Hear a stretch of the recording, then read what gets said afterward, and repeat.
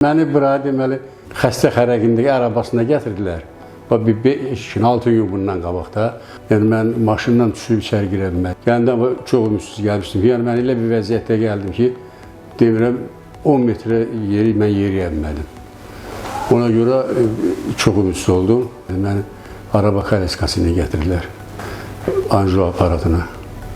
Bundan sonra əməliyyat olundum. Əməliyyatını elədik. Aorta kanalının şutlama 4 əməliyyatı. 4 damarını dəyişdik və hal-hazırda yaxşıdır, hər şey qaydasında, bütün göstəriciləri normaldır.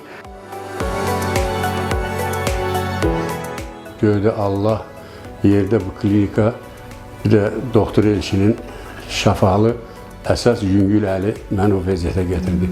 İkinci həyata başlamağa. Bir həftə tam hazır, önətə deyirlər, ikinci həyata gedirəm başlamağa, inşallah yaşamağa. Sentral Hospitalın kollektivinə, onun rəhbərliyinə minnətdarım.